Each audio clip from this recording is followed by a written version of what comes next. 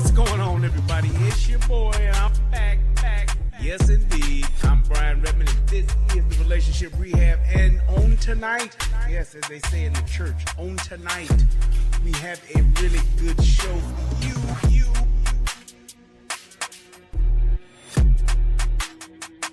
It is what it is, man. But thank God for Rumble. That's all I can say, man. And if you have not, please go subscribe to my Rumble, because this here ain't promised. And also, subscribe to the Guru and the Whore over on Rumble too. Tommy and I about to start doing our show again. Yeah.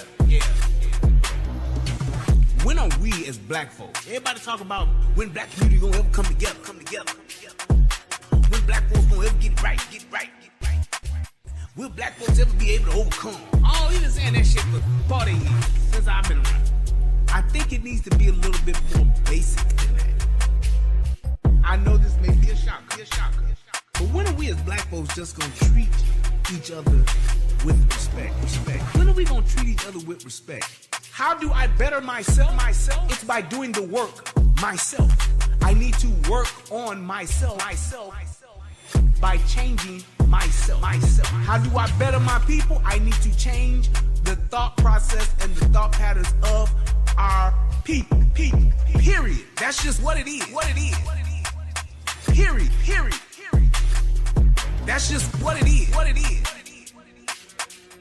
I don't think that the social engineers were able to see it this far, but the idea and the premise to say, hey, if we can get the main decision maker and the leader out of the home, then we as the government can essentially control this group of people. And that's just something that has been factual with just society.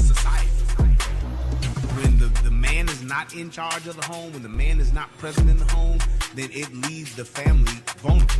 It just does. And so I believe that was done purposely for a position of control. What racist system is holding back the 3 black mayors? 3 black mayors. They don't fucking care. They let these niggas run over the streets. They let these niggas. I'm just saying. What system is holding back the mayor of Chicago? What racist system is holding back the mayor of New York? You tell me. Fill me in. Let me know what racist system got these mayors held back. Ain't none.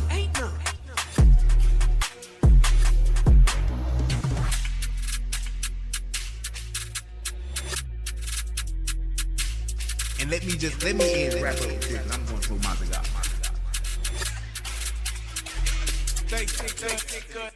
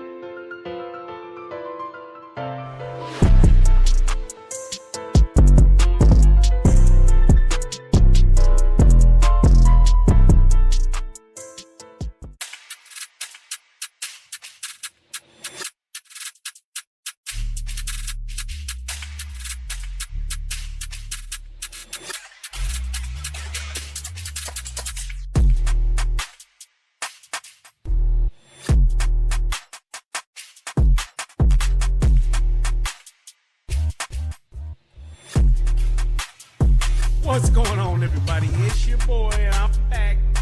Yes, indeed. I'm Brian Redmond, and this is the Relationship Rehab. And on tonight, yes, as they say in the church, on tonight, we have a really good show for you.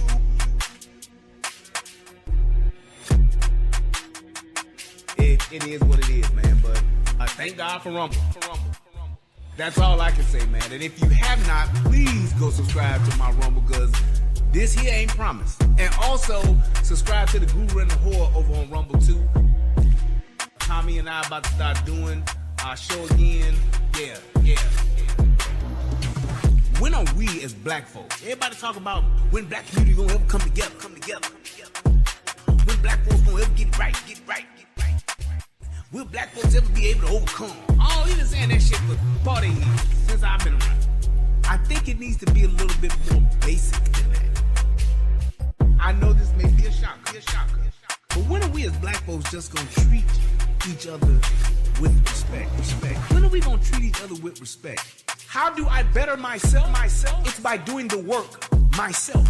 I need to work on myself by changing myself. How do I better my people? I need to change the thought process and the thought patterns of our people. Period. That's just what it is. Period. That's just what it is. I don't think that the social engineers were able to see it this far, but the idea and the premise to say, hey, if we can get the main decision maker and the leader out of the home, then we as the government can essentially control this group of people. And that's just something that has been factual with just society. When the man is not in charge of the home, when the man is not present in the home, then it leaves the family vulnerable. It just does. And so I believe that was done purposely for a position of control. What racist system is holding back the 3 black mayors? 3 black mayors. They don't fucking care. They let these niggas run over the streets. They let these niggas. I'm just saying. What system is holding back the mayor of Chicago? What racist system is holding back the mayor of New York? You tell me. Fill me in.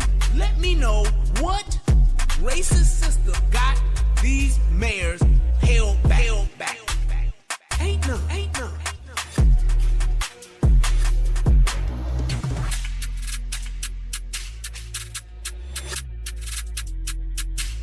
And let me wrap up with this. I'm going to throw my cigar.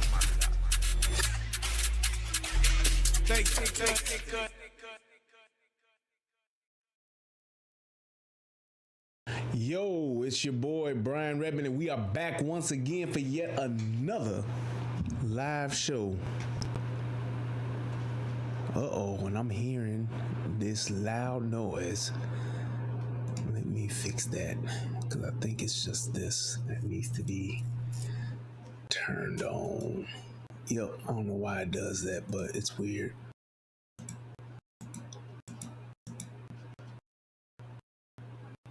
Hopefully that fixes it. Yo.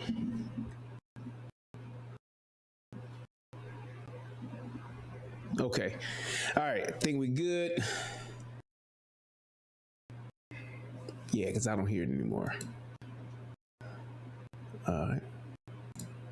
And there we go. Okay.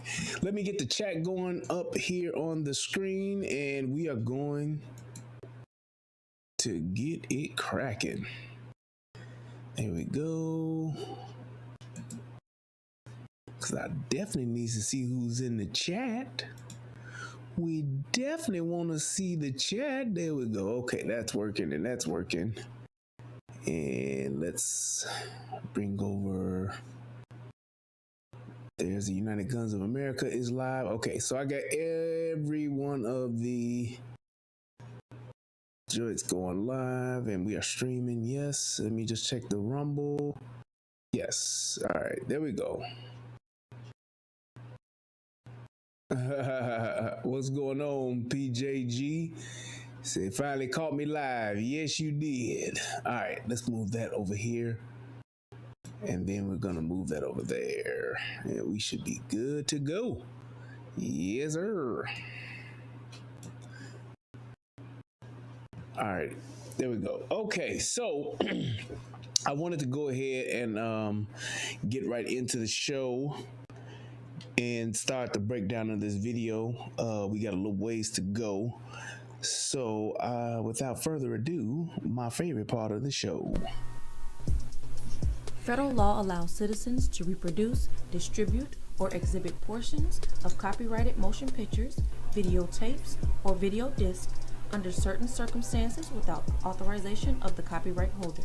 This is called fair use and is allowed for purposes of criticism, news reporting, teaching, and parody, which doesn't infringe of copyright under 17 U.S.C. 107. Okay, so is that the right one? Yes, it is. There we go. Yes. No, maybe so. Yeah, there we go. Okay, I get it right now. All right, so get that out of my ear because I can hear myself and it is going good. So this is definitely one of my, I don't know, I guess to say, I guess the weird way to say it is kind of like my favorite things to do, but I like doing them. But like I said, there's always, yeah, it's one of my favorite. I do like doing these. I just do. I guess the thing about it is, I guess what I like about it the most is being able to call out the good and bad, because the intention of this is to, of course, not bring glory to the shooter or anything like that. And I'm going to not mention the shooter's name. But this is to bring about more awareness as to, for people to understand, what an active shooter is, how they should carry themselves during an active shooter, what they need to do, and also to just bring about an overall, I guess, the good and the bad things about it. Because there's a lot of times you have police to do the right thing, and you have some police to do the wrong things, and calling those things out, I think, gives an opportunity for, people to do better, law enforcement to do better, and all that kind of good stuff. Because I think it's really important that we talk about these kinds of things, because most people don't think that it will ever happen to them. And the thing is that when it does happen, you don't want to be the person that don't know what to do. I guess that's one of my biggest things, because it's like you can say you're going to be prepared, but if you're not going over this kind of stuff, if you're not practicing this kind of stuff, if you're not training for this kind of stuff, especially in law enforcement, you will not be prepared for this. And this is one of those things to where I really would hope that police officers, law enforcement departments, especially the local law enforcement departments, not necessarily your specialty teams, because I know they practice this, but local law enforcement, they need to do this just about as often as they do shooting qualifications. You go, and usually most law enforcement departments usually go and shoot to qualify maybe twice a year or something like that, or they do it once a year, you usually go shoot twice a year. One is for your official qualification, and the other one is for like training purposes. So I would hope that they would really start to do this a little bit more, just so people can really be aware and officers can be better prepared for this kind of stuff. This, in my opinion, was the police, for the most part, did a good job. There were some areas where they did miss the mark. One of the things that I have always been saying, as far as female police officers being out in the field, it is very problematic. And I hate to be that guy. I hate to sound like that guy, but you all can clearly see the video I did of about a week ago, where we were talking about the lady SWAT team from, I forgot what country they were from, but like the ladies on the SWAT team. You've seen me do police shooting videos where females are involved and they are either the ones doing the wrong thing or they're the ones doing nothing. One of those two, because of their lack of physical strength, because they're women, they're the weaker vessel. That's just what it is. So it's like there are certain things that I just believe that as far as being out in the field, that they're just not physically equipped for. And because of that, I think they are, a liability in that regard. So you'll see something not necessarily as far as physical strength here, but you'll just see the fact that because of how most females are treated in law enforcement and in the department, they're not held to that same standard as the male officers. So they tend to take more of a relaxed position, I would say, or culture. So when things do happen and things do go wrong, they usually will either overreact, or they will not react at all, or they'll have a delayed reaction. That's just what it is. So it's like there's a huge liability in that. And like I said, you'll see it here, clear as day, how these female officers reacted to this. And you'll see in just direct comparison, you'll see what the male officers did. And it's just in our nature, and it's in that law enforcement culture that we have for how men are expected to answer the call when the bell is rung. And you'll definitely see that here. So it's just one of those things to where, like I said, it's one of those things to where, hey, you have to put your best people in their spots where they'll be the most successful. And these females being out in the field, I will keep saying it is a liability. Now, I know there's somebody who may be watching this who say, no, but this one female I know. Yeah, but the one exception to the rule don't make it a rule. So it's like you have to really look at in general what's going on and how this affects, people's lives getting saved, how it affects the fellow officer safety, and those types of things. Because when you have people that don't know how to react in certain situations, especially in an active shooter situation, it's one of those things to where lives are on the line every second, literally.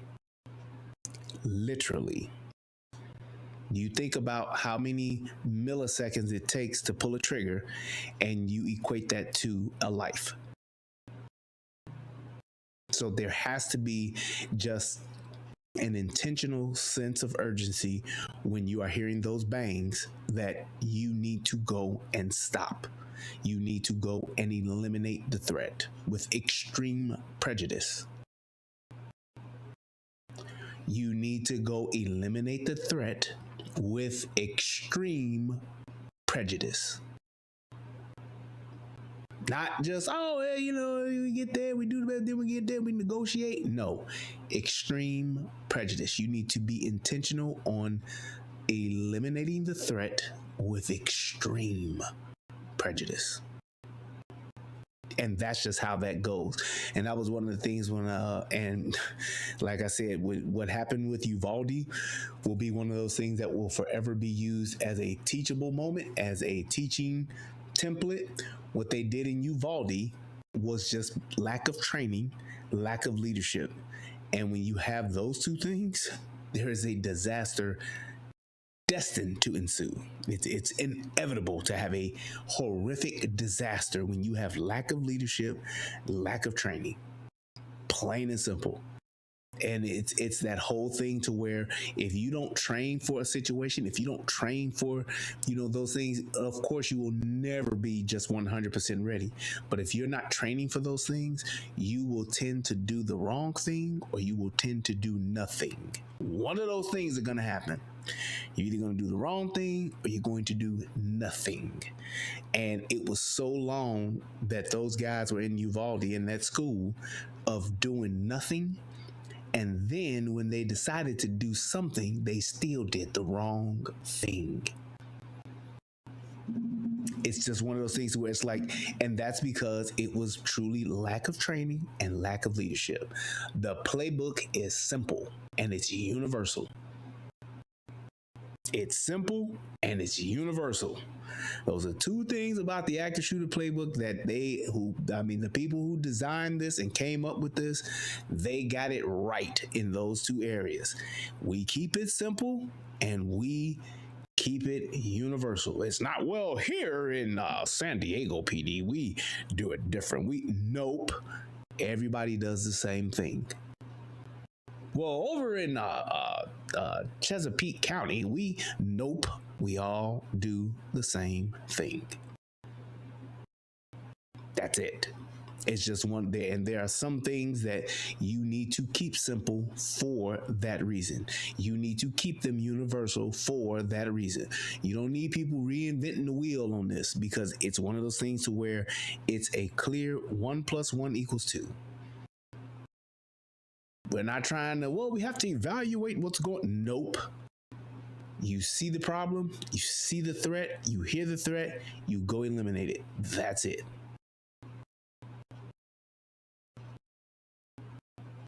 That's it. So keep that in mind. So I'm going to go ahead and I'm going to cue up the video, and then I'm going to read the story real quick, just for those who may not have known about this or who may not have seen it.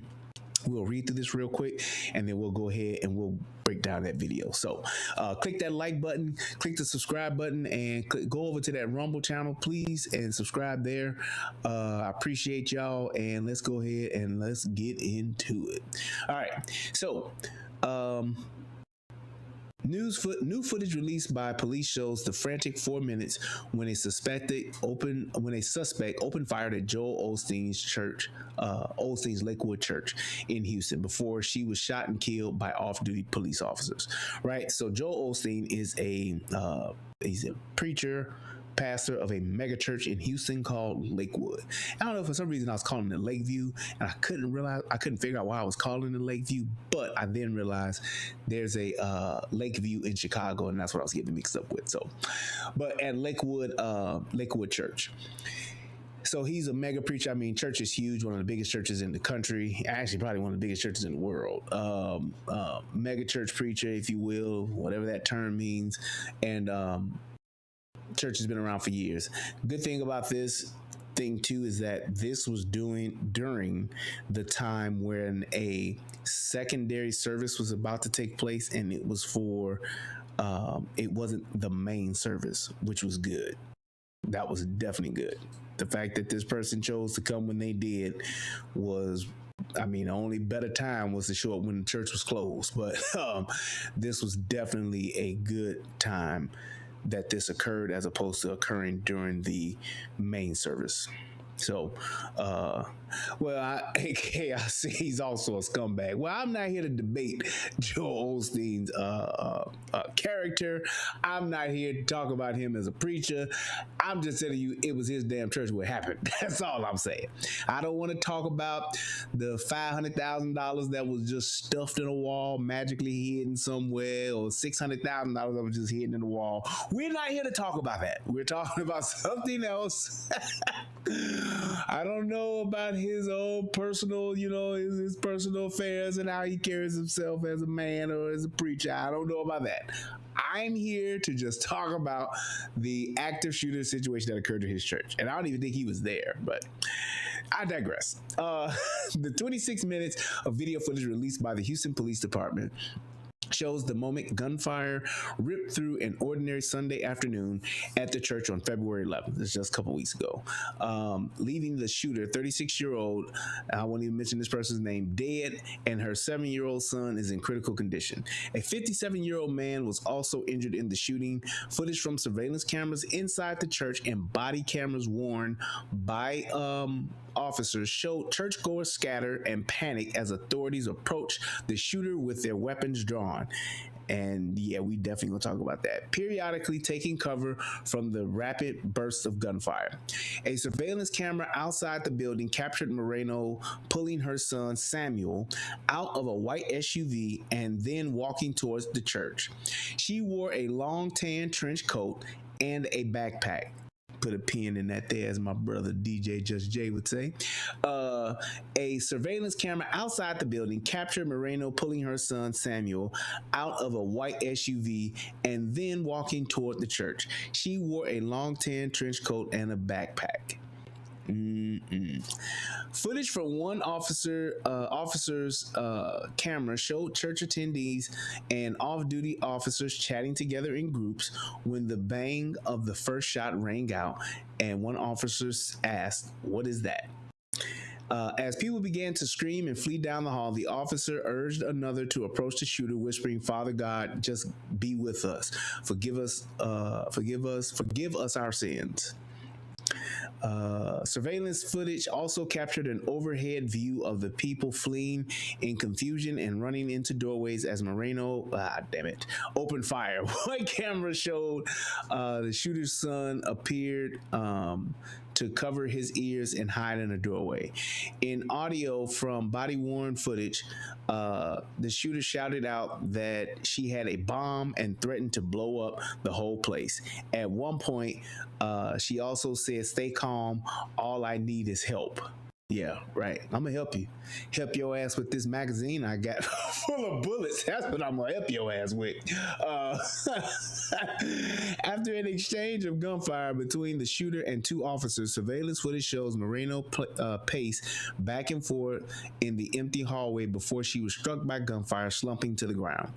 After she went down, officers called for a medic for Samuel, the boy, the son, who was shown lying on the ground.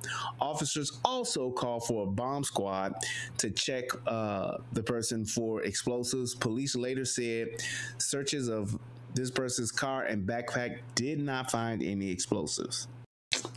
Aha! We'll talk about that too. Moreno's son was taken to the hospital in critical condition. Samuel was taken to the hospital in critical condition after he was struck by a single gunshot to the head. Police Chief Troy Finner said after the shooting. The Houston Police Department told USA Today on Tuesday that they didn't have an update on his condition, on the son's condition. Our hearts are heavy as a 7-year-old Samuel Moreno continues to fight for his life, Finner said in a statement posted by the agency's Facebook page on Monday. Wally Carranza, the child's grandmother, that's what this says, Wally, W-A-L-L-I. Yes. Has been updating Facebook on the child's recovery. Most recently on Sunday, she said he was breathing well after doctors extubated him. But that he may require an additional brain surgery. Wow. Man. Will he be able to have any semblance of a normal life? Question. I have no idea, she wrote. The two off-duty officers who exchanged gunfire with the person, an HPD officer and a Texas Alcohol and Beverage Commission's officer, were uninjured during the shooting, according to police. Yeah. So here's the other part. Police believe Moreno had mental health history, penned as anti-Semitic writings. Police have said an investigation is ongoing for this person's motives in carrying out the attack. A rifle used by her had a sticker on it on the buttstock reading Palestine. Houston Police Commander Chris Hazik said. Investigators believe she had a mental history and discovered some anti-Semitic writings linked to her. Hazik said she may have had a dispute with an ex-husband and some of his family members who are Jewish, according to police. In her post, let's see, yeah, I'm almost finished. Almost done. In her post, Carranza said Carranza called Moreno severely mentally ill and said she kept an assault weapon in her house. Carranza said she spoke to neighbors and teacher and heard from nurses and others who tried to save Moreno's son by reporting the situation to authorities. What was needed for years was a collaborative mental health and law enforcement response, Carranza wrote. The shooter had been arrested multiple times since 2005 on charges including unlawfully carrying a weapon, forgery, marijuana possession, and evading arrest, according to court records. This person also pled pleaded guilty to a misdemeanor charge of unlawfully carrying a weapon in October 2022 and an assault charge in 2009, according to the Texas Department of Public Safety. Joel Osteen, the widely famous preacher who presides over the megachurch, said at a news conference that the community would pray for the little boy and pray for the lady that was deceased and her family and the other gentlemen. We've been here 65 years and to have somebody shooting in your church, Osteen said, we don't understand why this happened. Wow. So, with that being said, one of the things that just continues to ring out in all of these shootings is mental health.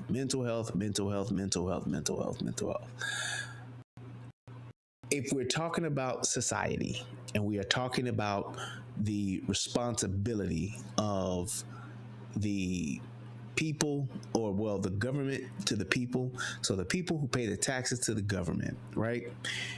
They are, in my opinion, charged with providing resources to assist in situations like this.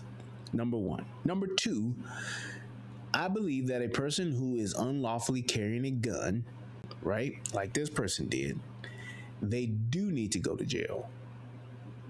Not prison per se, but definitely jail. First offense, jail. Because you ain't supposed to have no gun, and you got a gun, and you ain't supposed to have it. Plain and simple, you need to go. She had an assault charge in 2009. She wasn't supposed to have a gun. Then she got caught with a gun in 2022, and she didn't go to jail. And here's the reason why I say that. Another reason why I say that. Not just the fact that you're breaking the law and you're doing it with a deadly weapon, but that also gives the opportunity for a potential mental health evaluation if there are resources available. So if we would, instead of sending 20, 30, 40, 50, 60, 70, 80, 90, 100, 120, 140, 160, 100, some $200 billion over to Ukraine. Maybe we could just take some of that and actually put some mental health facilities across our nation.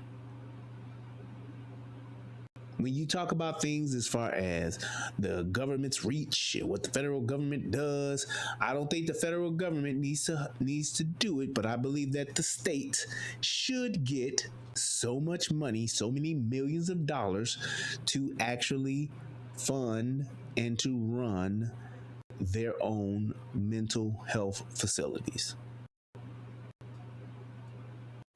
If we got money for prisons, we should have money for mental health facilities.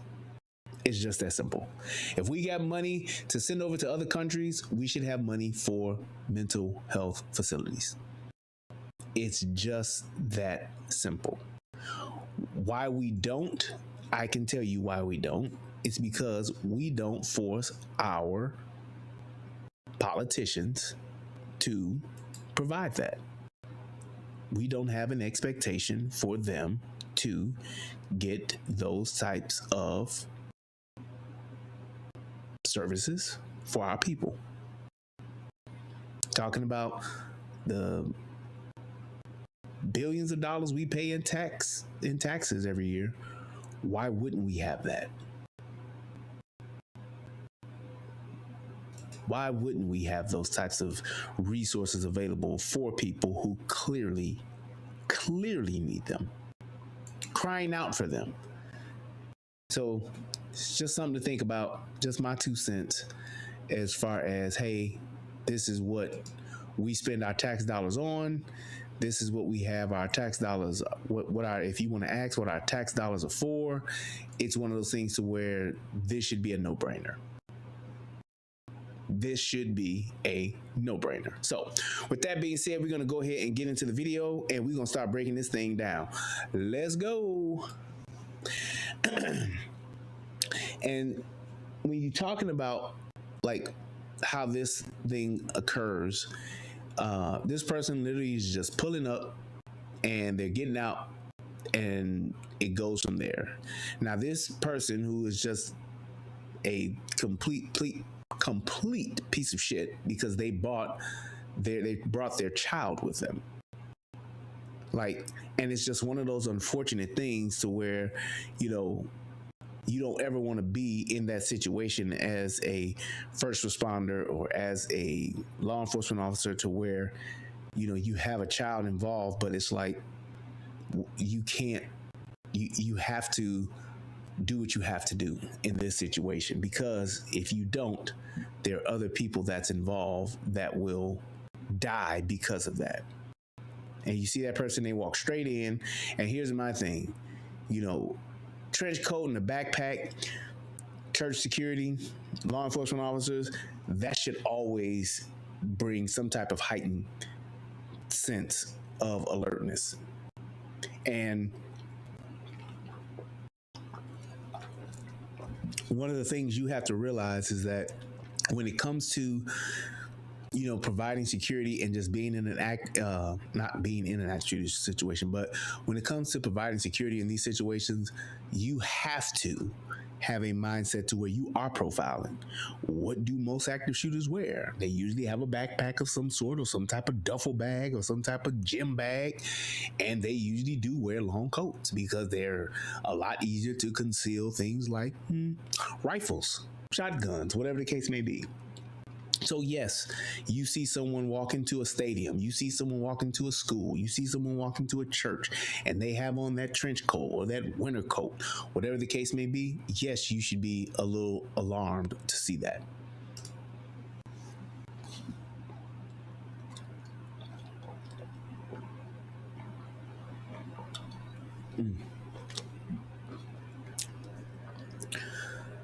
So the person walks in, you already saw them go past, and this is just the footage from their regular surveillance. And you got people, you know, at the church like normal, or people coming to church, getting ready to church to start. They're coming in, they just talking. You see people you haven't seen all week or whatever the case may be, or maybe in a couple of weeks, and you, hey, how's it going? Everything is pretty much normal. I mean, it's just, even the police officer that you see over there, police officer was just on his phone. I mean, I think there was about 6 to 8 that you just don't expect, you know, that type of situation to happen at that moment. But whenever it does happen, you definitely want to make sure that you're ready. they actually put as part-time employees. I don't know how they did it with their agency.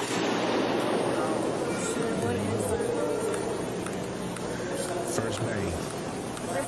Now, the voices that you hear are the police officers on the body cam, and they're going to show that footage in a second. But this is just the footage from the building. This is the church's video footage. But you'll see the body cam footage, and you'll see the part where they're talking, and then it goes down again, and you'll see how this takes place from the officer's point of view. And if you see, there she is right there. But you saw the officer's first response was, "What is that?" And I get it, because you don't expect it, but watch what happens in the next bang that goes on.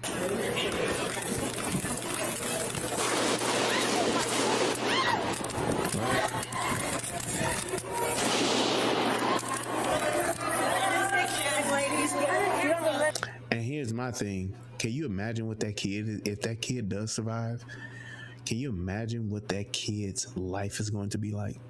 They will never forget this.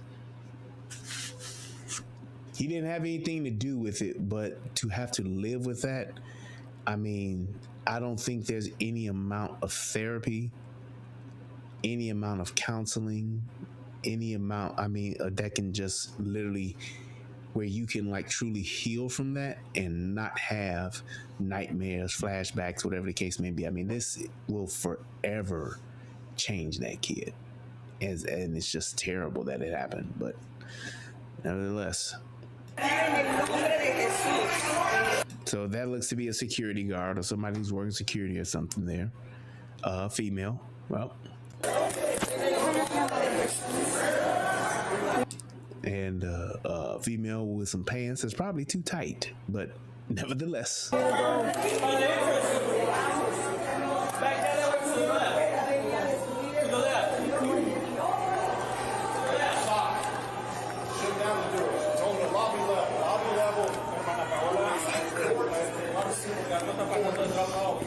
Yep, That looks like a security guard.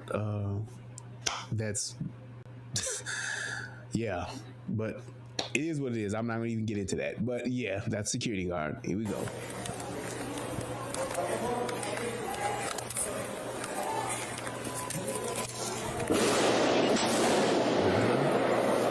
See who's first there to respond? First person to respond right there, right up here at the top. That's right, man.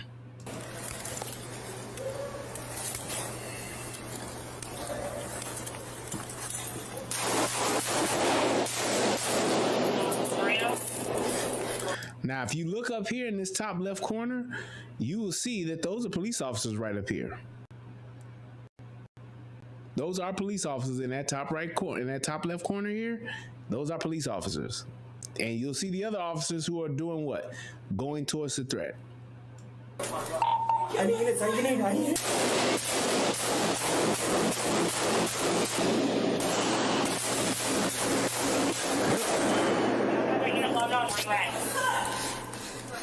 Lakewood.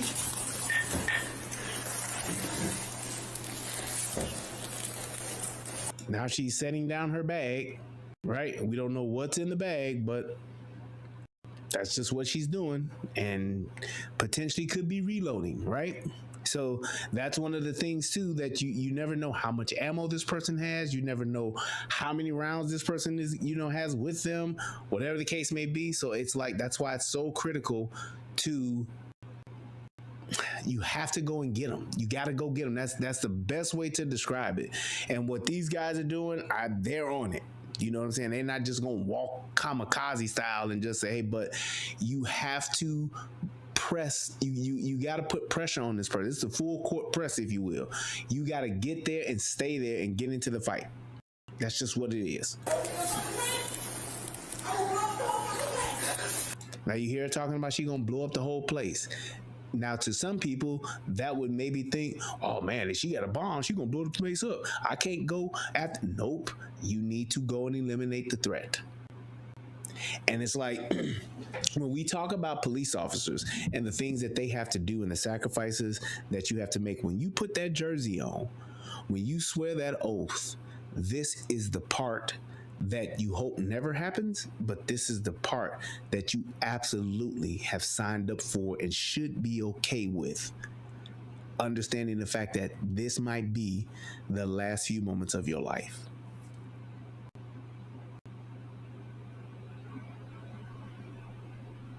And I pause right there for a reason, because when I see people talking about fuck 12, when I see people talking about fuck the police, and I see people talking about we need to pigs in a blanket, fry them like bacon. When I hear people talking about we need to defund the police, when I hear people saying all this kind of shit, this is the kind of shit that I think about. And those people that say that, they're usually not the ones that would do this. It takes a different type of person to do this. You have to be wired for this. You have to have the right mentality for this. You have to be trained for this. And for those people that don't understand this, these people are putting their lives on the line for y'all. That's why you should say, when you see a police officer, thank you for your service. Because when this shit happens, you have an expectation for them to do their job, don't you?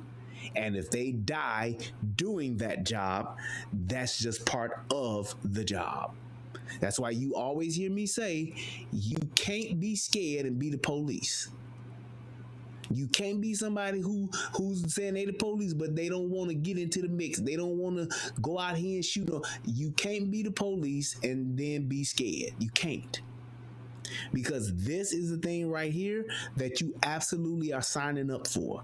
Anybody who's ever thought about being the police, anybody who is the police, this is what you signed up for right here.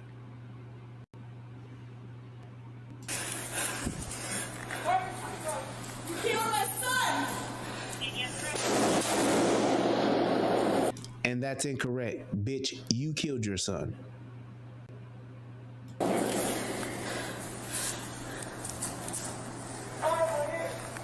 Stand up! Do you hear that? Like she's reading from a fucking script on a play. She sounds like she's reading from the script of a bad Tyler Perry movie. Well, all the Tyler Perry movies are bad. But be that as it may. So she's telling you that she has a bomb. What are you going to do? Give her time to set the bomb off?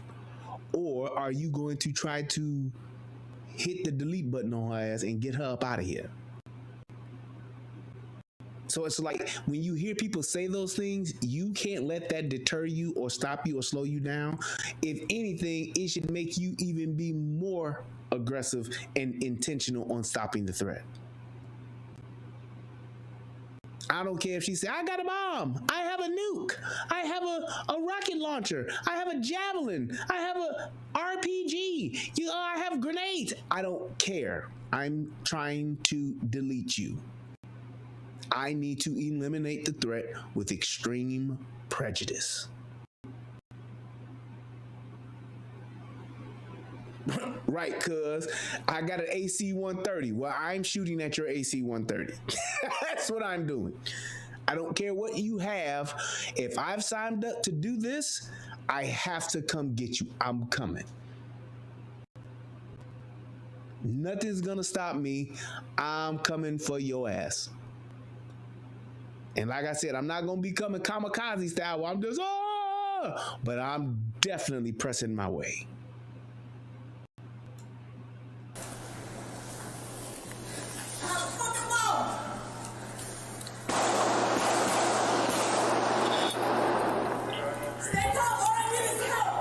Do you see how these guys have advanced?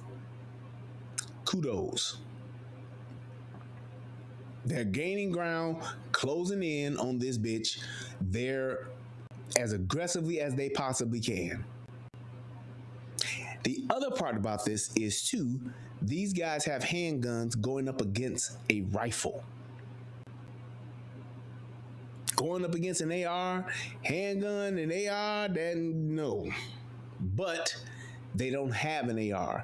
And it's like in the perfect world, this is why when I talk about having like school resource officers in every school and all that kind of stuff, it's like this is why they should have that locker room or have that safe, that gun safe somewhere in the school where you do have one. Because it could take maybe just a minute or 2 minutes to bring an AR or to go get the AR out the lockbox or whatever and bring it up. Because the thing is, they are going to respond faster than police actually getting there. They're actually police on the grounds, but there are no police officers that have actually, let's just say those police officers were not there. You're talking about police officers getting the call, dispatching, heading there, getting into the building with their rifles. That could be anywhere between 5 to 8 minutes. I mean, do you see what's happening so far? And this is just 3 minutes in. We 3 minutes and 46 seconds in. And just think about how many shots have been fired.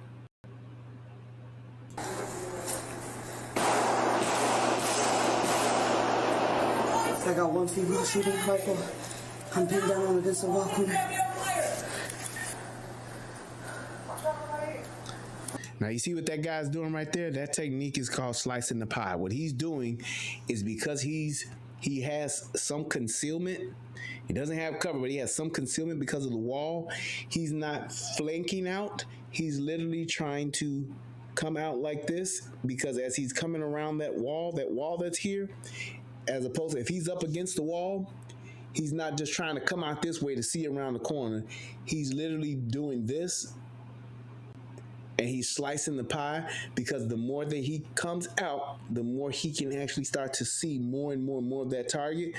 And he's also leaning out, because that's not exposing most of his body. It's exposing a lesser percentage of his body.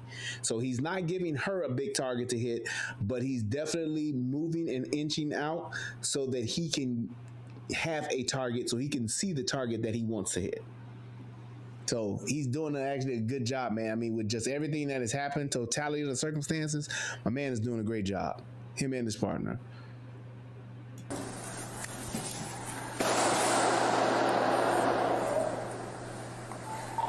I'd like to shoot on the west side, 3700. Now, do you notice anything about his partner? So can I turn my volume up or the volume of the video up? Do you notice anything about his partner? His partner doesn't have a gun. And yet and still, he's still there. Thanks, cuz. He's still there. This guy does not have a gun, and he's still in there. He's still there to provide whatever kind of help he possibly can.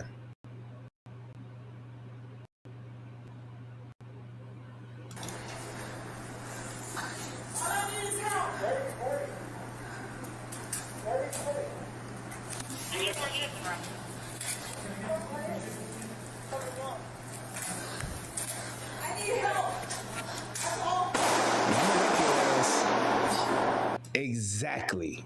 Great job. You do not, and I don't know, and this was one of my biggest problems with Uvalde. This is not a hostage negotiation situation. This is not a hostage situation. You do not negotiate with an active shooter. You don't, hey, come on, put the gun down. Ma'am, we trying to help you. What do you need? Talk to, nope. Soon as she goes bang, you go bang until she's down. Plain and simple. Plain and simple. And that's exactly what my man did. Because what she's doing, she's full of shit. She's just buying time while she reloads. She's buying time while she gets herself together to start shooting again. That's all she's doing. So that's why you go after this person and you don't stop until they are down.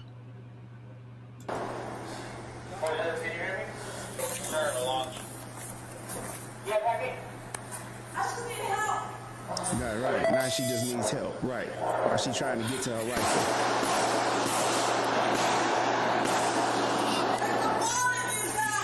Right. I don't give a shit. It's gonna go off after you dead.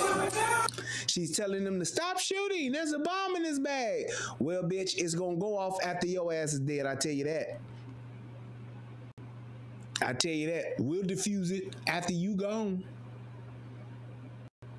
Sounds cold, but that's what it is. Because all this bullshit she's kicking off, even though she's mentally disturbed or whatever the fuck else you want to call her, there's already a 7-year-old kid that's laying down with a wound, because gunshot wound to the head because of her. So I could give two shits about this person. She got a bomb?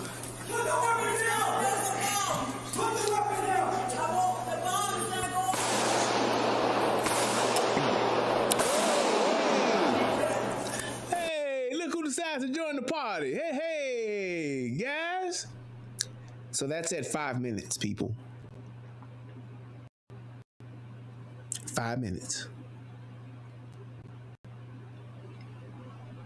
5 minutes. From that time that person walked in the door, it took 5 minutes. And what I'm saying, and not to knock them and say, because that's, like I said, it's average response time, I guess, for the most part. But this just goes to show how important it is for your church security team to know what to do in this situation, because a lot of lives can be lost in 5 minutes, 4 minutes, 3 minutes, 2 minutes, 1 minute. A lot of lives can be lost. So you can't have the responsibility or the expectation for the police to get there and to fix everything. Great that the police showed up. Great that the police are on the way. However, you all need to be prepared at your churches, at your schools, at any of these public venues, whatever case. You need to be ready to respond to this, because if you don't, you're going to have a lot more lives that are lost. Had this guy not engaged this woman, and this woman just had free reign to walk around the church, imagine how many people would have been shot. Aside from the 57-year-old man, imagine how many people would have been shot. Imagine how many people would have been dead. This goes back to the saying that we've been saying for a long time. Good guys with guns stop bad guys with guns. Period. In its simplest and rawest form. Good guys with guns stop bad guys with guns. They don't have to be the police. They don't have to be off duty. All they have to do is have the mindset and the fucking balls to do something. Just like the guy here in Texas over in what is that? I was about to say Whitehaven, but it's not Whitehaven. But anyway, that guy that was in Texas that shot that guy with one headshot. He had the balls, he had the training, he had the mindset. The guy up in Indiana in the shopping mall pulled his gun out, shot a guy like, I think that person was like 25 yards away or something like that. He had some training, he had the mentality, and he had the balls to do something. Good guys with guns stop bad guys with guns. Period.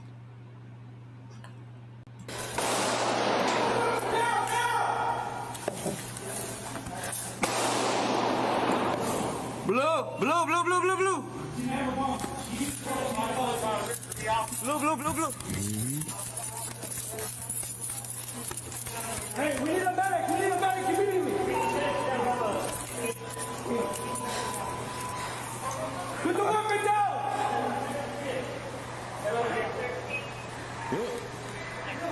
Hold on, watch out. Might be a bomb. Hey, who has that radio? I can see this is down. I need a medic. I have one young male conscious and breathing. He got shot in the head. I need medics. Calling it in, right? I mean, and that's just pretty much what this is. There is no pretty way that this is gonna happen. It's just one of those things where it's gonna be messy. It's gonna be bad. So, hey, shout out to my man PJG. Hit your boy with 50 bucks. Say, here's a little gas money. Hey, man, I appreciate it. Gas is high thanks to this economy. These Bidenomics got gas high. Thank you so much. I appreciate that. And he also said it's bad that you have to have security at church. And you know what? You're right. But I also say this. We have to remember, and I keep saying it, you got to remember this. Yes, this is a terrible thing to happen, but the world is not a nice place. The world is not a safe place. There are people that will do things like this to you in the world. The best thing that you can do is to try to be as prepared as much as you possibly can be, so that you can respond to this type of behavior.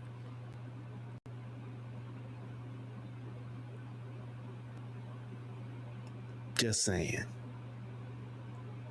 Tone D says, nah, I prefer security officers at church. Yeah, okay.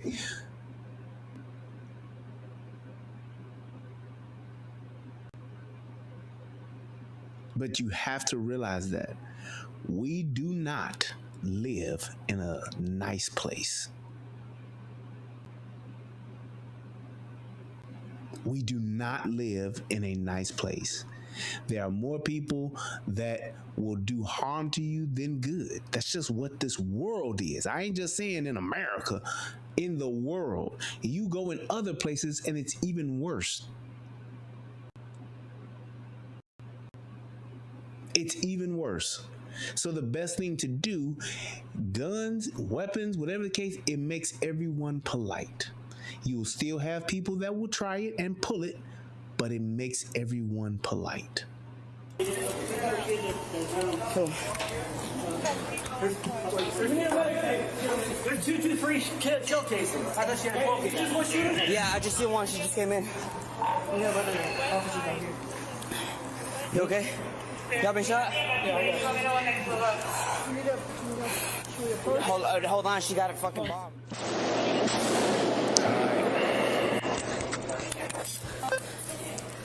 So this is the police body cam, right? And let's watch her. That's him. That's the guy. That's the other guy.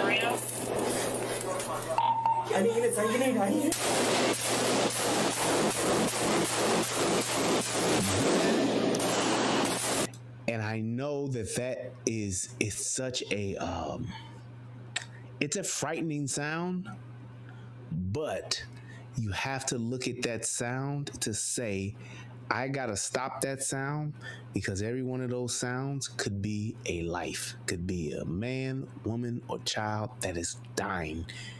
Every one of those bangs. I gotta stop the bangs. Get to the bangs. As long as you hearing bangs, you are moving fast and dynamic.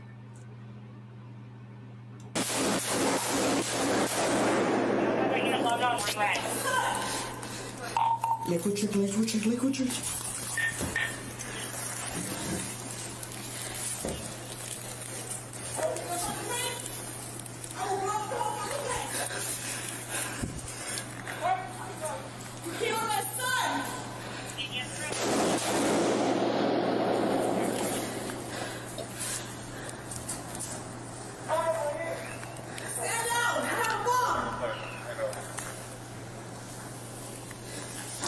And see, this is my thing with this officer. Like, I don't see him trying to acquire the target. He's like in cover, but I don't see him as aggressive as the other guy was.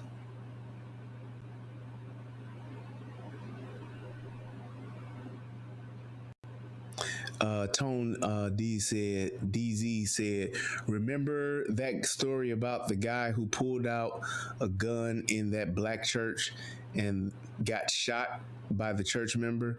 That made me keep my iron on me. Gotta keep that iron up on me. That's on me, baby.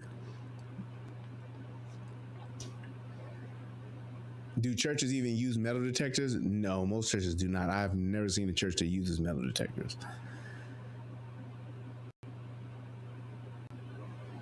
I don't think I've ever seen that. But it's one of those things to where you should keep your iron up on you. You should. It's like, here's my thing. Everybody's not meant to carry a gun. It's just not in everybody. But the majority of us can and should. The biggest problem that I have with people that carry guns is that most people don't train. They go through the class, they get their CPL or whatever, they concealed carry license, CCW, whatever you want to call it. They get their concealed carry license. They go and they go to the range and they shoot and they stand in that stall, do it once or twice, and that's it. They don't go take any additional training classes. They don't go, this trucker C, that's what's up. There you go, my brother. But they don't go and take any classes. They don't go at least once a year, twice a year. They don't do any additional training. And because of that, if you don't have that training wired in you to where you have, done it and you're used to it and you got it, if you don't have that in you and you don't constantly train for it, then trust and believe you will not respond the way that you should. You need the muscle memory.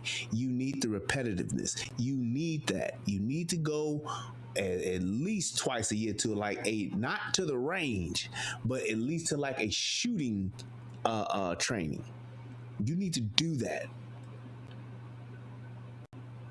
No, Call of Duty don't count, John.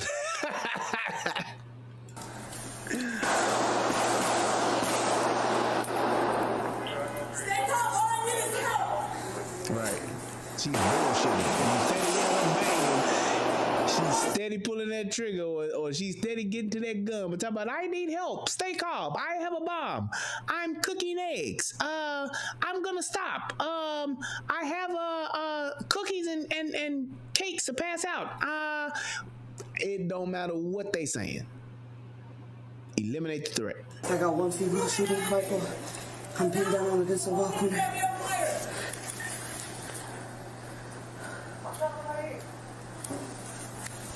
And you heard him just say that he's pinned down. I mean, like I said, I can't see it. I can't see, but from the body cam, it damn sure don't look like he's pinned down. But it could be that that person is focusing on him. And if that is the case, then that's a good thing because that allows somebody else to move in and close in that distance to potentially eliminate the threat.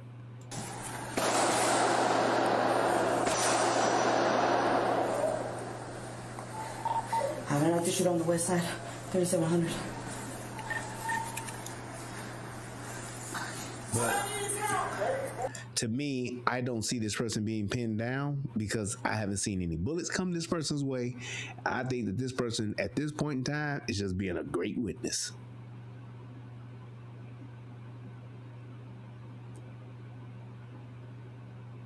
Just saying. Tone says because of you, because of your schooling us on gun safety and training, I try to go to the range and get with gun instructors to learn as much as I can every year. And it's like, and that's good that you go to the range, but you have to go sign up for a class. Take some of those classes be like $150, $200, whatever. You ain't got to go to the real fancy ones unless you're just really into it, where you're paying $300-$400. But take $150, $200 and go and get yourself not just going to learn that, but once you learn what they do and what they teach you, now you can also go and practice that. Learn those different tactics. You know what I'm saying? So it's like those are the kind of things that you want to go and experience and learn so that you can go and do them and train on them. So it's like, yeah, you pay $200 and you go out there for the experience and you bring your own ammo and all that stuff, whatever the case may be. But once you do that, now you have the knowledge to go and run those shooting drills when you get back home. When you go to the outdoor range by yourself or the indoor range, you can run those drills yourself to help hone your skills. So that it literally becomes muscle memory. Learning things like how and when to reload, those types of things. Being able to reload your firearm without looking at it. Those types of things those are the things that you should know how to do. But if you don't train for it, you won't know it.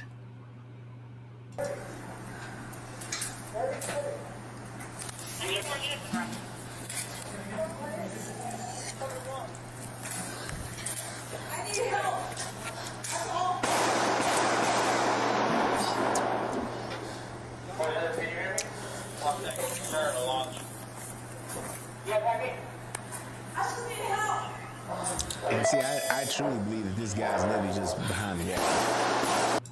Because I have not seen this guy try to make any attempt to try to see this person, try to get a shot off at this person or anything. They're literally just standing there behind that wall. Just saying. Stop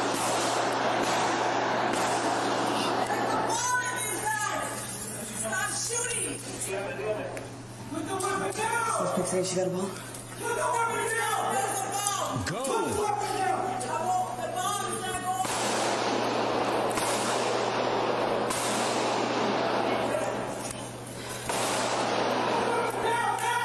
You see how far out he's having to come to just see what this person is? He was literally just sitting behind there. Go and get the threat.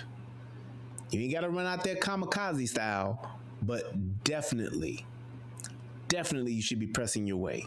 Way more aggressive than what this person is. Right.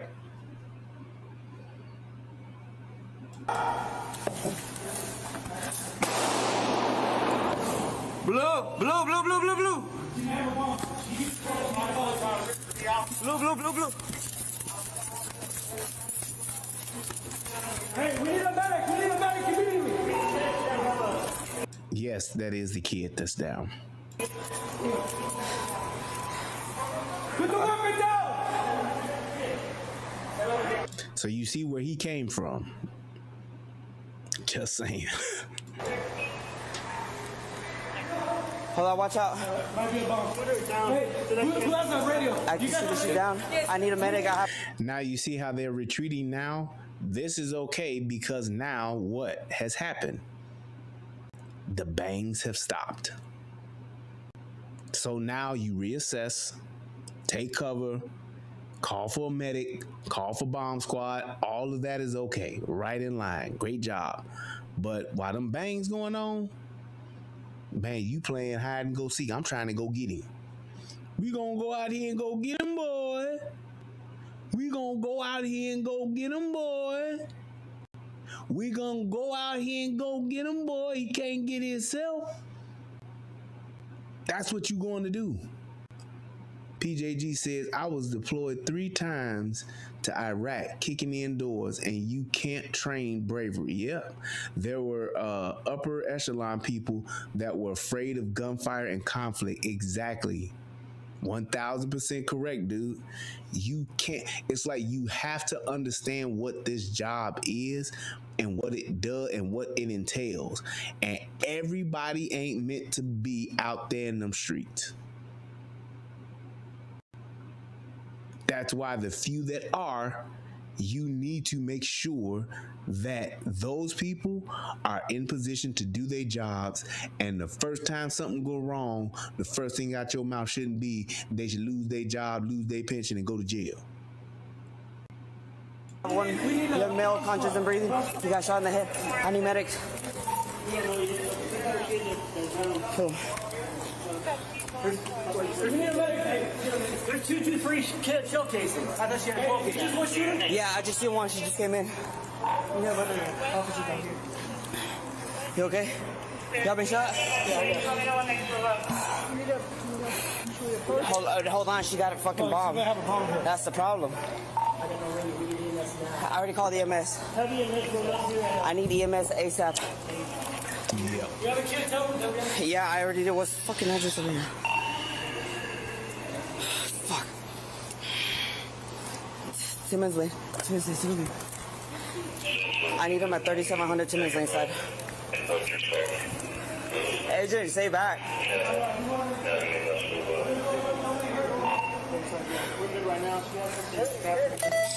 Starting route.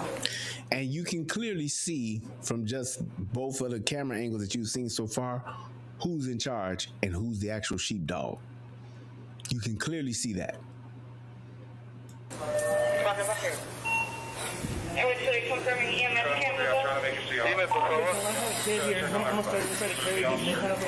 Is there anybody else who's been shot?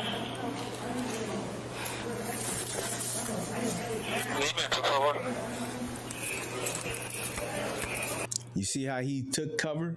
How my man in the suit, that's off-duty police officer. He took cover, coming back around, even though you see that this person doesn't look like they're up, but it looks like they're down for good, but you still got to approach with caution because you never know. You never know. What the hell is that brain matter I just seen? Yeah, it probably was blood and stuff on the ground. Yep. Hold on. Hold on. You got gloves? Everybody got gloves? You got gloves? I got gloves. I got gloves. What do you need? Okay, take the weapon. Take the gloves off. My man right here in this suit is in charge. That's what's up.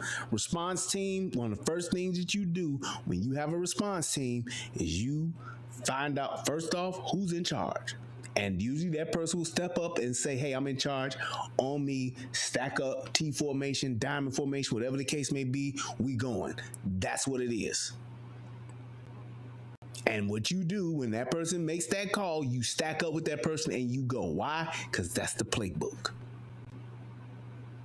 But my man was on it since the bang, the first one. He was on it in the fight, ready to go. Trained to go. TTG, as Waka Flocka would say. That's how you're supposed to respond. If we would have had this guy in fucking Uvalde, we probably would have had maybe half the kids deceased as we did with all 21 of them or 22 of them. 21, I think it was. May have been half of that or less. Because you'd had somebody who knew the playbook and wasn't afraid to run it. One, dispatch.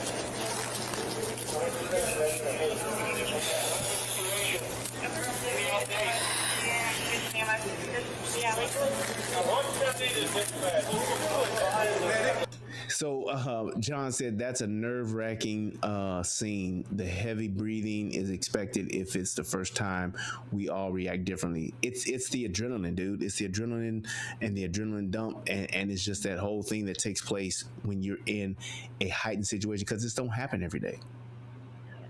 It just doesn't. And unless you're in an environment to where you are used to this, you're never ready for it. That's why you have to have the training and the muscle memory so that you can respond.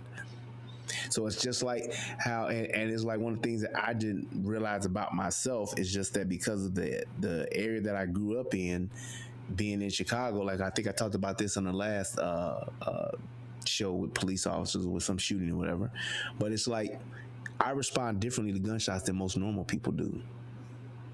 I just do. And it's because of the environment I grew up in. Some people respond to gunshots and they have that first mental idea that it's not a gunshot. It's not a gunshot because they don't want to believe that it is. Then you have some people who will, think it's a firework, think it's firecracker, there's fireworks going on. In a church, really? Nope. But you also have that denial part because you aren't prepared to handle that. Me, growing up on the south side of Chicago, 12 deuce and wild hundreds, I'm used to that. I'm used to hearing a gunshot and not going to, depending on how close it is, I may duck or get low or take cover. But usually when I hear it, first thing I want to do is look to hear exactly and pinpoint where it's coming from. I'm looking for people running to see if somebody's running or a car speeding off to see where it potentially could have occurred so that I can react to what's going on. Most people will hear a gunshot and be like, hey, what's going on out here? What's happening? I'm just saying. So much to the point to where I'm more inclined to think it's gunshots than I am to think it's fireworks.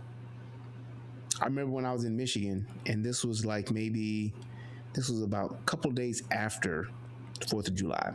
It was about maybe 3 or 4 days after the 4th of July. And we lived where we lived at in Michigan, in Holland, Michigan. I mean, it's a nice neighborhood. We were on the north side, what they call the good side or whatever the case may be. But it's like 2:30 in the morning, almost 3 o'clock in the morning. And I'm at the crib. I was actually up. I think I might have been up on YouTube watching Tommy or something, or may have just got through or whatever, but I was up, at the crib. And usually when I'm up in the house, I keep even if I take my shirt off or something like that, I keep my pants on because I keep my gun on me. I don't take my gun off until I'm about to lay in the bed. So it's like I'm up and I hear what sounds to me, I hear these bangs or these pops, and I treat them as though they're gunshots. So I got my gun. I unholstered my gun. Lights are off. I turn the front porch light off at my house, and I step out through the front door ever so gentle. I mean, not the front door, but the garage side door, which is like at the front of the house. Cut the light off on the porch, and I step out in the darkness, and I'm looking around the corner. I peek around the corner, look to see, and seeing what's going on. I got my gun, I'm tucked ready, and I look out and I see there's some kids in the middle of the street. Well, they weren't kids, they were young adults. And I go out in the middle of the street. I said to myself, are these motherfuckers shooting fireworks at 3 in the morning? I go out in the middle of the street, gun in hand. I said, hey man, I said, really? I said, y'all fucking kidding me? I said, it's 3 o'clock in the morning, y'all out here setting off fucking fireworks. I said, it's fucked up as this sounds. I said, it's fucking Sunday. The 4th of July was like maybe that Thursday or some shit like that. It wasn't like the next day. Like I expect on the 4th of July, I expect to hear that the next day. I get it because you got leftover fireworks. Hey, shout out to my baby with $50 again. I appreciate you, PGJ. Thank you, sir. And it's like, I kind of figure that, day after, whatever. This was Sunday. 4th of July was like that Wednesday or Thursday. And it's 3 o'clock in the morning. Now, if he was doing it during the daytime, hey, I get it. But I'm just like, I said, are y'all fucking kidding me? I said, it's 3 o'clock in the morning on a fucking Sunday and y'all shooting fireworks? No, like kids. It was some white kids and a couple of black kids. They're like, hey, we're sorry. And one of the little white girls that was over there, she's like, see, I fucking told you. I fucking told you. And it was like, come on. Yes, I was chaos. And she's like, I fucking told you. I'm like, you motherfuckers. But it was like, that was just my mentality. That's just where I'm from. I was like, I'm thinking gunshots. I'm thinking these motherfuckers, man, some shit going down. Motherfuckers have kicked it off. Some motherfucking husband and killed his wife or some shit, or some wife that shot her husband. That's what I'm thinking. Or somebody fucking up. So I'm going outside like I'm telling you, I'm about to see what the fuck is happening. You know what I'm saying? But it's like they was just lighting fireworks down the street. Dumb as fuck on their part. Shouldn't have been doing the shit. But it is what it is. And it was like, I just had that thing to say, man, y'all motherfuckers lost y'all mind once I saw what it was. But I went to the bangs. That's just how I'm wired. You know what I'm saying? So it's like, that's the thing. It's like, you have to realize that when you've been wired that way, when you've been trained that way, just growing up in the hood, then being in law enforcement for almost 3 years and just going through that, coming from a law enforcement family. Like my old man, when he was in law enforcement, he was on the HBT. He was on the Hostage Barricade terrorist team in Chicago. So he would talk all the time about his training. That's just what he did, because he would talk about his training, how he trained and all that kind of stuff. So it was like, I was soaking that shit up. So it was like, when I did put on the uniform and I did, that it was so much shit that I already knew how to do because of what he taught, and then just what I then learned from those officers. And shout out to those officers out in Allegan, Michigan, man. Those are some badass guys out there, man. My man Victor 2, my man Ensfield, and all of them, man, they some badasses, dude. I have the utmost respect for those guys. They know what the fuck they're doing. They know how to teach, they know how to train, and I'm telling you, I would stack up with any of those guys any day of the week. But it's just one of those things to where, because of how you're wired to do it, it's like, that's what you do. That's just what it was. So it's like learning that and training for that. It's like it becomes a part of you. And so then you just actually naturally react. Like every day, even like when I'm at home now, like I'm in fucking Texas, but I still, before I go to bed, I go outside. Usually I go to bed late, but I still go outside before I go to bed. And I go outside, just quietly walk out to my driveway, and I just look up and down the block, just because there's 12 o'clock in the morning, 1 o'clock in the morning, 2 o'clock. After I do this show tonight, before I go to bed, I'm going to walk outside. It's just one of the things that I do. But that's just me with that sheepdog mentality. That's me with a tactical mentality, because you never know what you could see. So that's just how it is. Hold on. Man, where are you trying to? No, that's the shooter. That's the shooter. Hold on. Watch out. Hold on. No, don't use your fingers. Tim inside.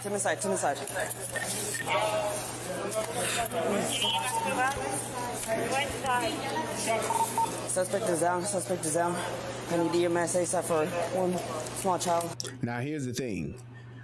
What they should be doing now is securing the area. They should be evacuating all non-law enforcement personnel because there could potentially be a bomb. So you should have, especially these women that wasn't on shit, you should have them securing the perimeter. Get all these people out of here. Unless they are law enforcement, unless they are hurt, get them the fuck out of here. We're waiting on EMS and we're waiting on bomb squad. Back up, everybody. We need to have somebody go outside to keep anybody else from coming in.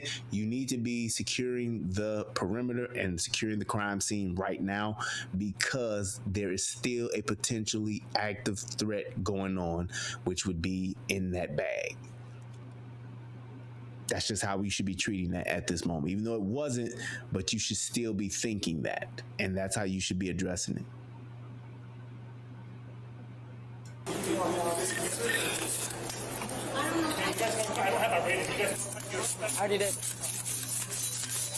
Unit, just take a deep breath for a second. That way you can communicate your exact location, okay? Take your ass outside. I need to go that way. And go secure the Go. perimeter. No, go move.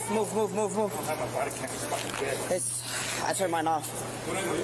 Huh? Do you have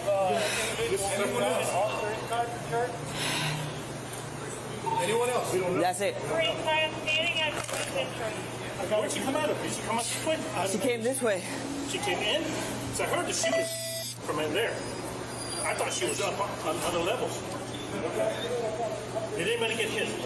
You know why you thought that? Because your ass wasn't running to them bangs. Facts. I'm sorry. I hate to say it like that, but that's just what it is. No. Not that. Shot towards me. I shot her a few times. Shot towards me.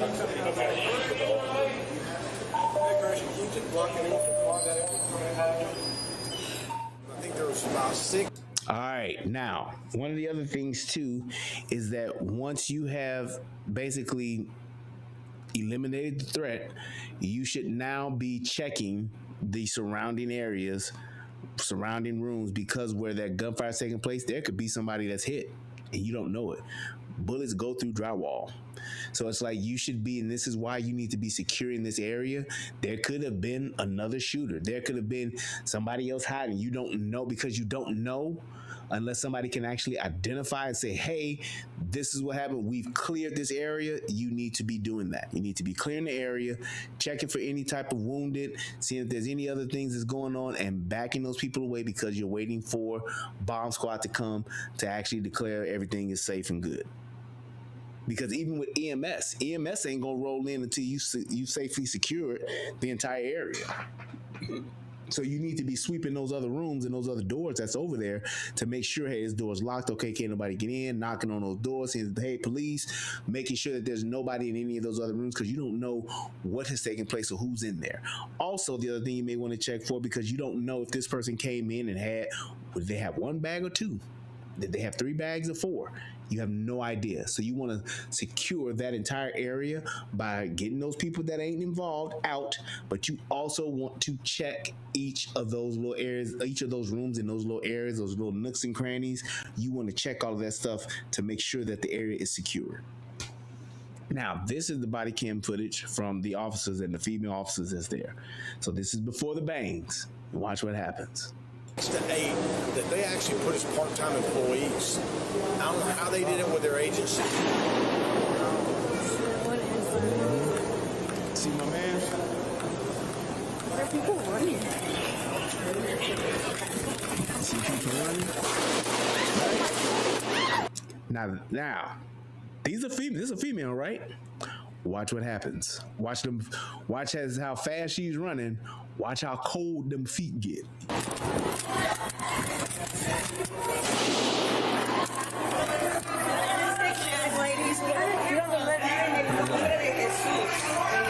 Two ladies.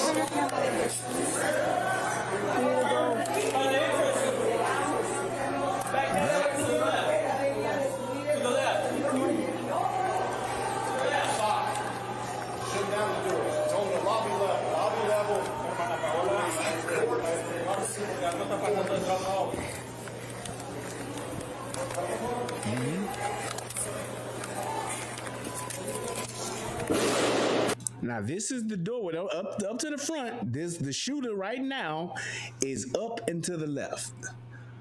Up and to the left. Up and to the left. Let's watch and see what these bitches do that's waiting right here. 'Cause now you got 2 officers with guns in uniform, at least 2. And then there's a 3rd dude that's gonna come. But they right here. Let's see what they do.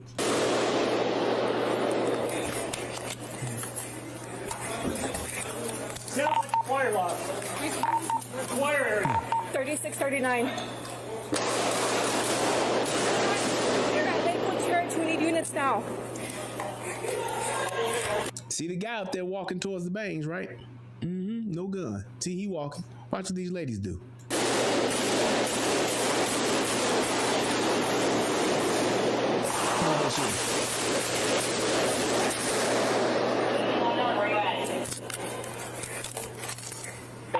We are at Lakewood Church. We need to go. We need to get closer. Did you hear her? We need to go. Bitch, ain't move. Bitch ain't moved. Now what she's supposed to be doing is she should be pressing her way. Pressing her way on the offensive. What is she doing? We should go. Active shooter. Oh no. Oh my God.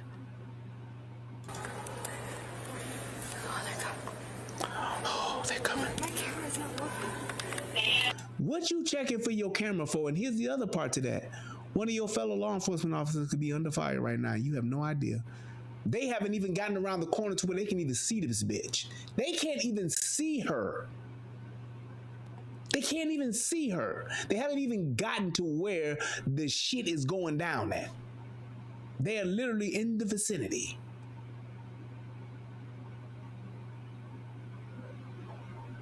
Literally in the vicinity.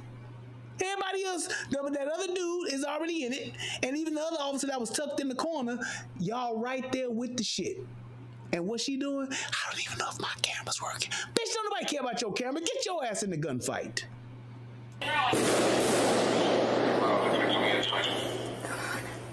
Come on. You see?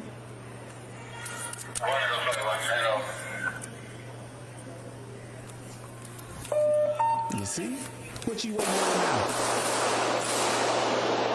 You know exactly what the trouble is. They're round.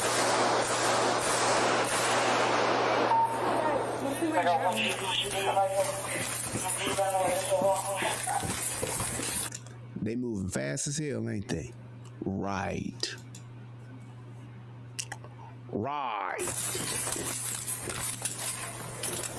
Okay, now I'm gonna give him this. You may be going up or trying to get a different vantage point. High ground, right? I get it. Let's see if we can get through this door. Door locked. What did she say? Fuck. Okay, so now what should you do? And all the while, what do you hear? Bangs.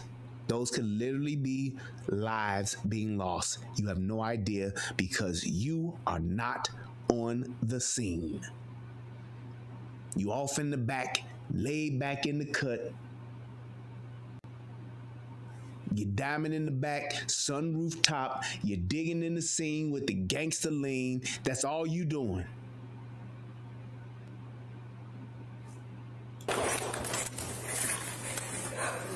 Look, ain't left that spot. And you know why she ain't left that spot? Her or her fucking partner? Because it's a safe space. Safe space. My man Keyblade said, good evening, sir. Had to join late. That's all right. He said, but I can finish the rest of this breakdown with y'all. That's what's up, man. Thanks for joining. She's sitting back right now. Right. PJG said the whispering is horrible. Yep. She froze. And what it is it's that fear. Fight or flight. Bitches don't want to believe this shit is happening, and she's literally hanging back as the shit unfolds.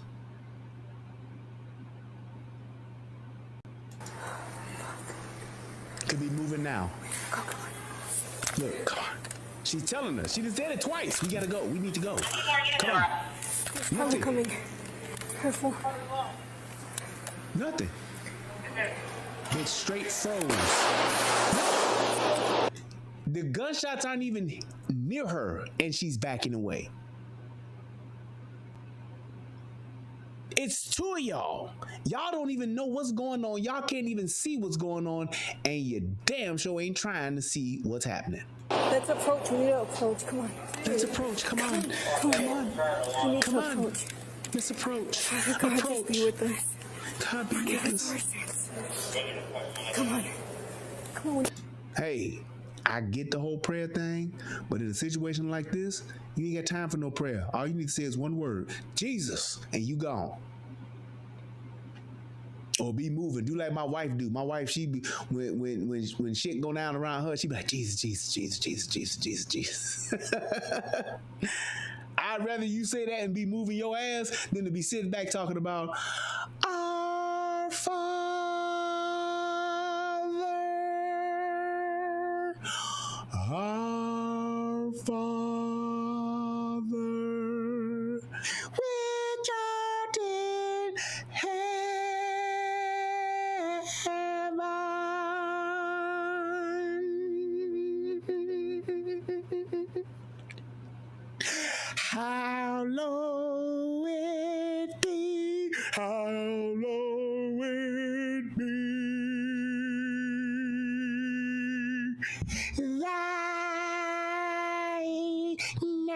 You doing the Sunday morning communion Catholic Church prayer, Lord's Prayer.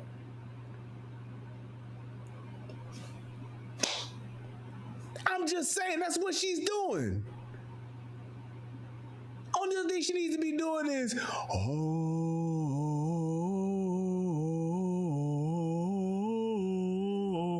righty then. That's the only thing she ain't doing. It's like, come on.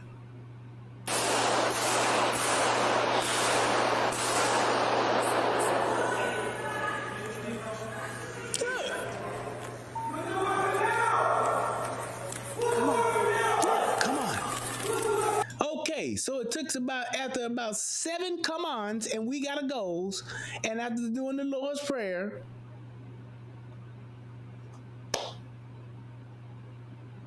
give us this day our daily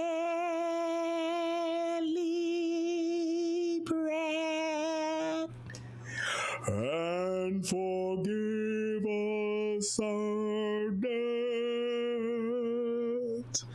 as we forgive our debtors,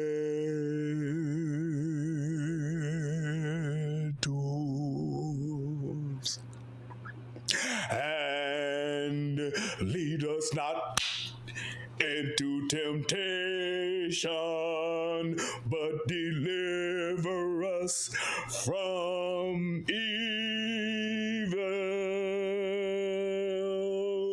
For thine is the kingdom. How fucking long does it take for you to get into action? People's lives are on the line and you don't even know what's going on yet.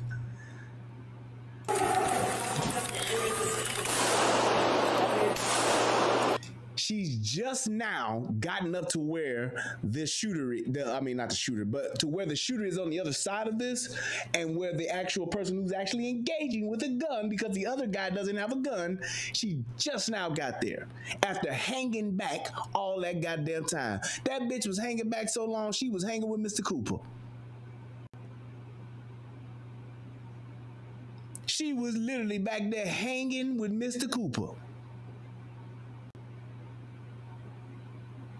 All that time.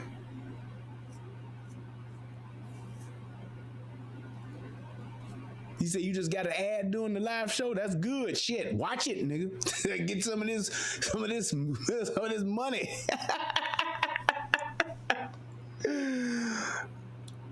But it's like she been hanging back all that time. Her and another officer. It ain't like she just by herself. And even if she was, you still need to go. If you don't have the testicular fortitude to go, if you don't have the balls to go, if you don't have the whatever it takes that thing to go in this type of situation, you don't need to be on the streets. Because this is the same shit she would do if she was in a gas station and somebody decided to rob it. This is the same shit she would do if somebody was getting carjacked. My cousin said, do officers go back and watch videos like this? Yeah, they should. Will she receive corrective action? How does that work? So what will happen? I'm going to tell you what's going to happen. What's going to happen is because she's a female officer, ain't shit going to happen. Ain't shit gonna happen. They just gonna say we need to better train her, and because all she's gonna do is say, well, I didn't know and I was trying to assess the situation. Bullshit. You know what the playbook is. Go get him.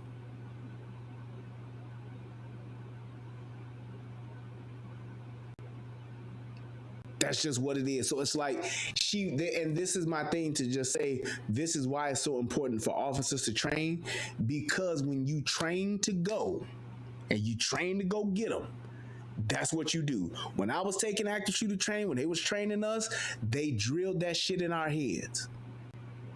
You go and you go get them. Move.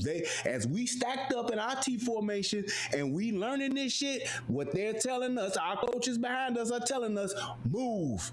Do you hear bangs? You go. If you walk into that school and you don't hear shit, you walk into that church and you don't hear nothing, what do? You go and you start systematically checking. You start checking doors. Checking doors, looking for the shooter. You start hearing those bangs, you go. You go to where the bangs are. You stacked up with your team, you go. He got left, he got right, he got the rear, you got the front, and y'all moving, tuck ready, looking for the shooter, going towards the bangs. That's what you do.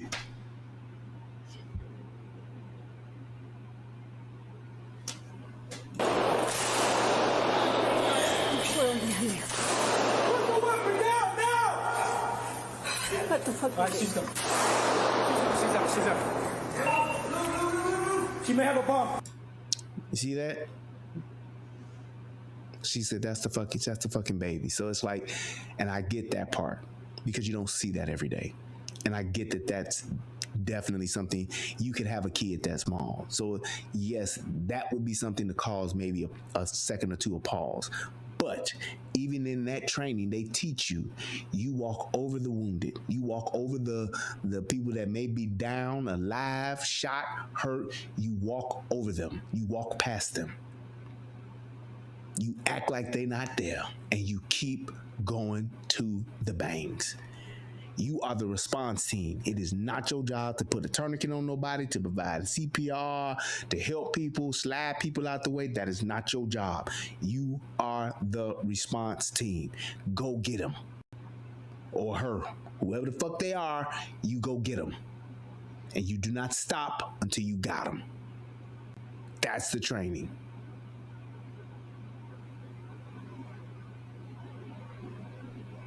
And if you can't handle that, if you can't stomach that, if you can't deal with that, get your ass off them streets and turn your jersey in. Or turn your jersey in, rather. Go push some paper, push some pencils or whatever, fill out paperwork, go be a desk sergeant or some shit like that. Go drive around a lieutenant or a captain or somebody. Go do that. Because you don't need to be out on the streets. Go get on the some mayor detail or something where you just sit out in front of the house in a car waiting for them to go or come or whatever. Go pick up coffee. You go do that. Go deliver paperwork. I don't give a damn. But you don't need to be on them streets if you can't go get them. You need to call. You need to call SPD. Well, I already got them called. Hey, we need a medic. We need a medic immediately. Put the weapon down.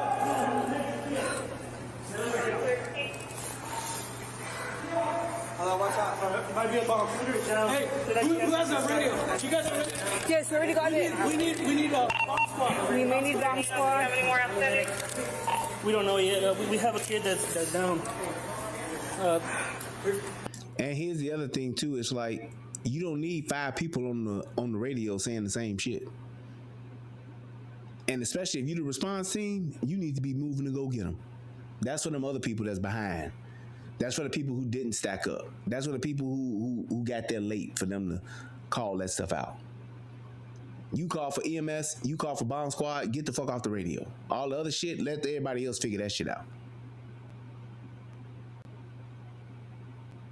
That man is I skipped after 5 seconds. It's all good. I was just fucking with y'all. It's all good.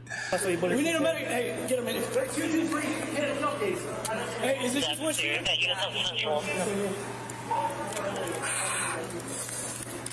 You okay? You got me shot? We need a. Should we approach? Hold on, she's out of fucking She might have a bomb. That's the problem. Right, Kazama's Keyblade said yes. I said that before you got here, I believe. But yes, they should have secured the perimeter and then performed a sweep to check any doors, check any other areas in that immediate area to see if there were any additional threats, any other bags, any bombs, or anything else, potential bags that could be bombs, any other foreign objects, and to actually clear out the area. Get people out of there. Get the fuck out of there. Because if it is a bomb and it's on a 20-minute timer, clock is ticking. It's about to go.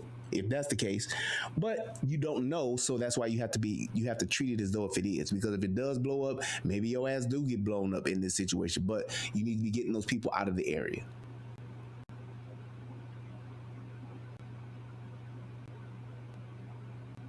Yep. Right. PJG said, I told people about room entry, and I said that you keep going even if the first person gets shot. Yes, you step over their ass. Exactly. Because even when you're going into it, and you can confirm this if I'm lying or not, even when you're going in through a door, they don't call that a doorway. They call it a fatal funnel. You go in and you hit that door so goddamn fast and you peel off, boom, just like that. One go this way, one go that way. You get the fuck out of that doorway, because that is literally a fatal funnel. Anybody that has any type of tactical shooting, any type of tactical training, they know to shoot in that doorway, because whoever's coming in that room got to come through that way. They ain't busting through no wall unless they got some real sophisticated shit with them. But if they don't, 9 times out of 10, they just coming through that doorway. So that is the fatal funnel. That's where the gun's gonna be aimed. So you want to get to that doorway and you want to get in through there quick as hell. You want to get in and get out of that doorway ASAP. Don't get caught in the fatal funnel, peeking around the door and try. When you hit it and get your ass in. I already called the EMS. Have the EMS roll up here and I need the EMS ASAP. You have a kid? Yeah, I already did. What's the fucking address? Look at him.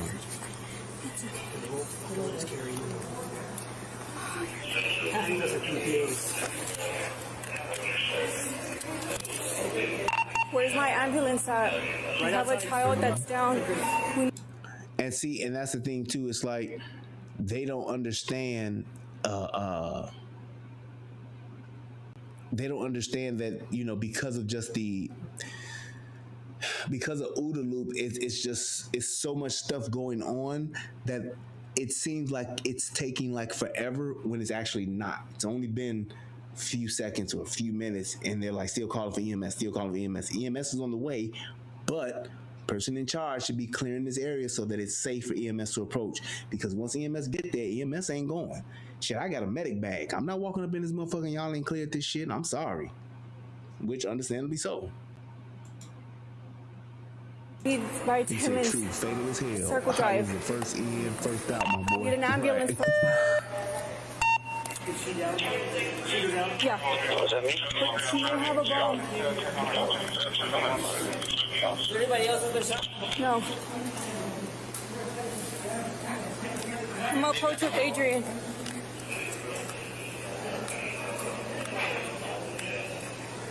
No, she's done.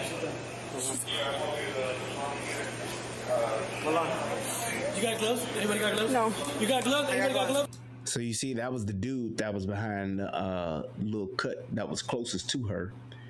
And then that's the guy, of course, like I said, who's in charge. That's the guy who deserves the fucking medal at the end of the day.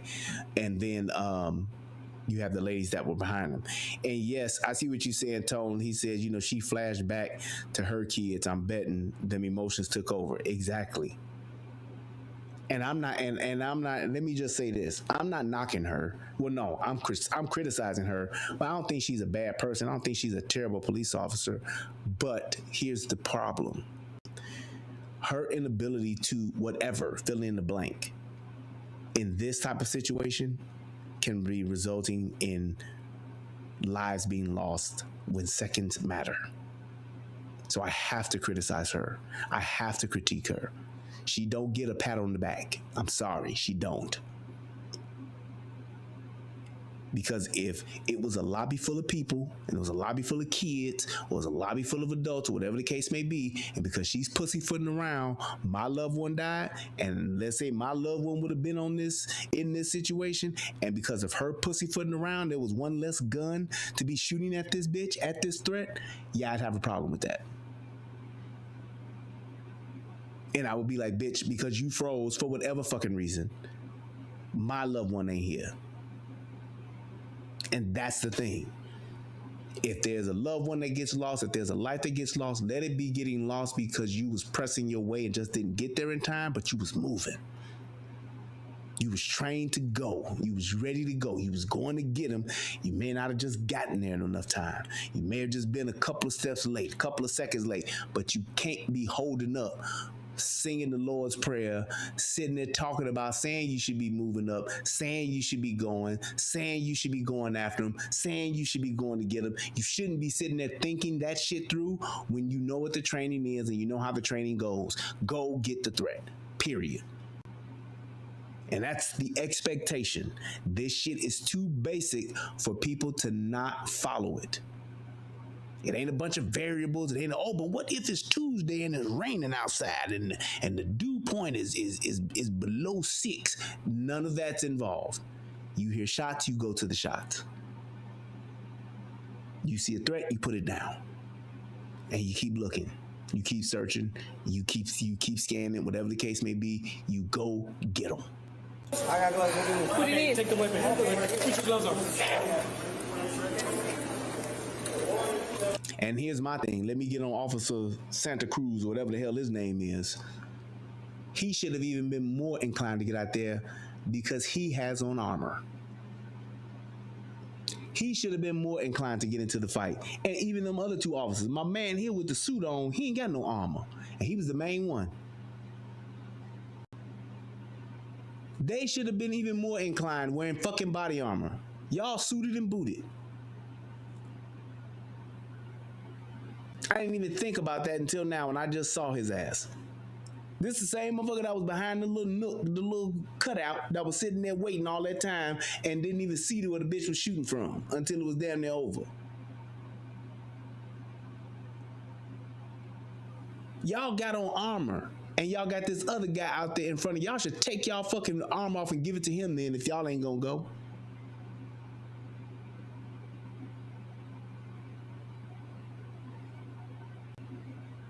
PJG says, why don't more cops have red dots and extended magazines on them? I don't know about the extended magazines. I'm a full-size gun carrier type of guy myself. Maybe because it could be in the way a little bit. But the red dots, I don't know. I mean, my thing is, even with me, I got a problem with red dots because it's, and I really just need to, I think it's probably just a training issue. But I can't pick up the red dot because I'm right-handed, but I'm left-eye dominant. So I can't find it as fast. And I think it's just maybe a training issue. I just need to train my eyes to pick it up, but I can't pick it up as quickly as I can with my regular sights. I can pick my 3 dots up a whole lot faster than I can with a red dot. So I don't know, maybe the red dot, and I know the red dot definitely increases your accuracy and helps with faster target acquisition, but personally, me, I have a problem finding it all the time or consistently because of my right hand, left eye dominant. So it's kind of weird for me, but I don't know about everybody else. And I mean, if I was normal and was right hand dominant, I probably would have it on all my guns myself personally. I probably would, but I don't know why more officers don't make that investment and put that. Well, not just officers, people, period. Shit, civilians should do it. They should absolutely do it. So, I don't know. That's a good question, though.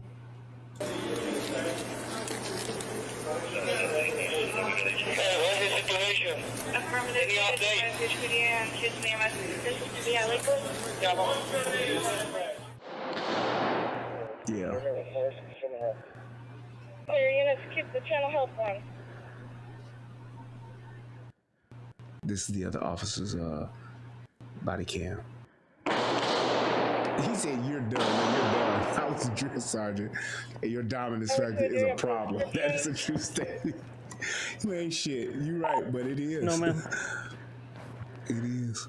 Yeah. Here's another one. Officer Santiago. I don't know. See? Go. See what I mean? Get to that wall, get to some cover, and move along that wall as fast as you fucking can.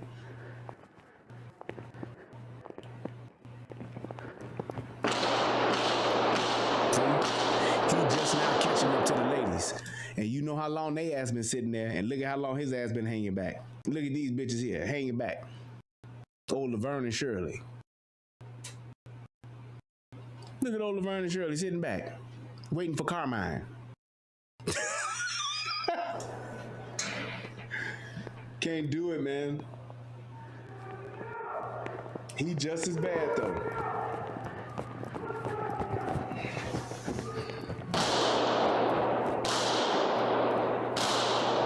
Right, my man with no gun. Y'all got a motherfucker with no gun closer than y'all are. So I don't want to hear shit.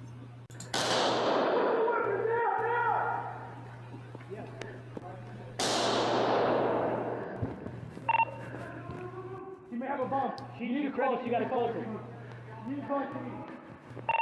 And that's the other officer there that's backing up away to get back to their ass. 42 item 28 is going to be a female.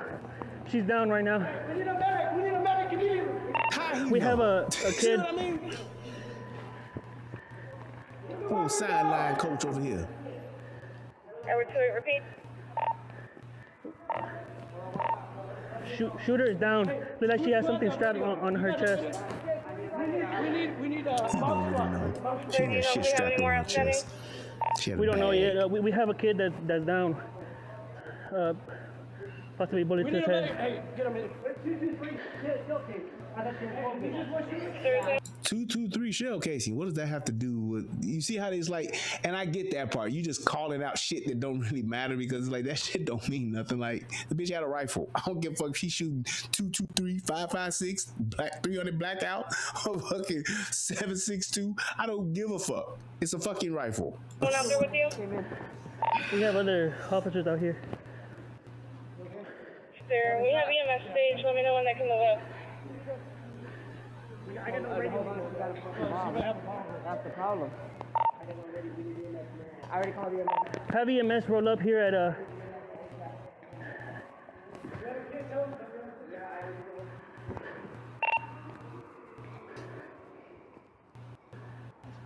And my thing is this: you see one of your fellow law enforcement officers up that close, you get up there and stack up with them. Because you don't know what could happen or what else could be going on. It could be another shooter. Who's watching this dude's back?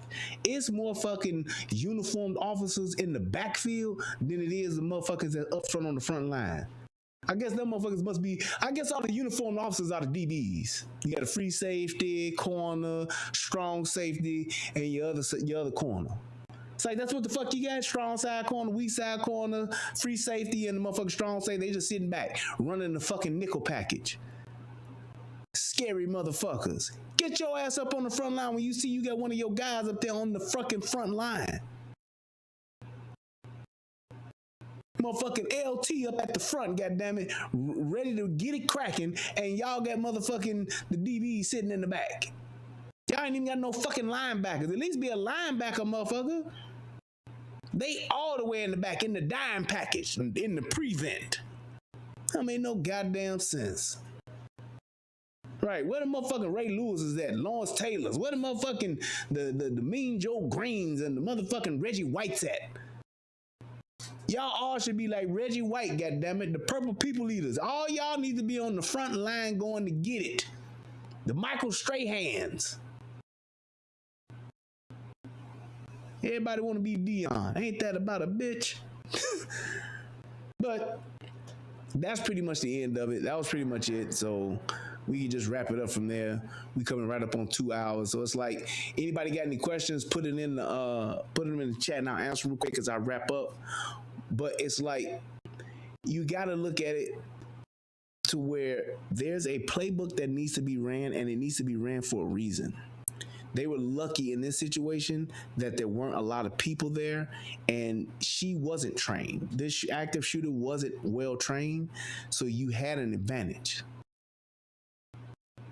But you have to be ready for this, because you don't get a redo.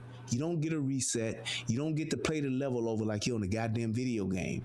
This is it. You only get one shot. Do not miss your chance to go. This opportunity comes once in a lifetime. You have to go out there and you gotta go get them. Because the other thing too is that you'll have remorse after you see this. Like my cousin was talking about earlier, them rewatching this. If that was me, if I was Laverne or Shirley watching this shit on the replay, I would be ashamed of myself. I would be sick to my stomach of me not reacting.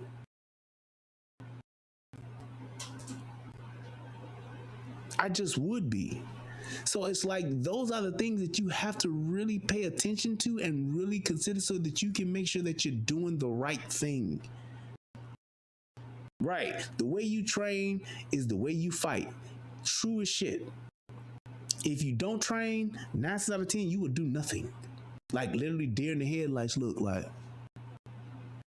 And you will watch it all go down. You know what? I remember that this was a while ago. This was about maybe 7-8 years ago, I think. But there was a guy who was at a mall shooting. There was a shooting at a mall. It was an active shooter, not the guy that took down the guy in Indiana, but it was an active shooter at a mall. And there was a guy who was there who had a gun. And the guy, as the active shooter was shooting people, I mean, he was getting in numbers. He was shooting people, and this guy didn't do anything. And after it was over, the guy literally went into the stairway and he shot himself. He shot himself. He killed himself because he couldn't live with the fact that he didn't do anything, and all those people died. All those people died because he didn't react. He didn't do anything. And it was probably because he just wasn't trained to. He just wasn't trained to. Now, does everybody have to have active shooter response training? No, they don't. But the more you go to the range, the more that you prepare yourself, the more you go and take an urban combat training course or whatever the case may be, the more inclined you are to respond when it's just you and you being the good guy with a gun going up against a bad guy with a gun.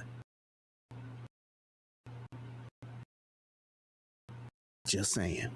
So just keep that in mind. Follow the playbook. And to my law enforcement brothers and sisters out there, follow the playbook. Go to the bangs and go get them, because you don't want those additional lives that could have been saved, and they're dead unnecessarily they're dead because you didn't make the move soon enough. You were sitting back talking to yourself. I gotta go.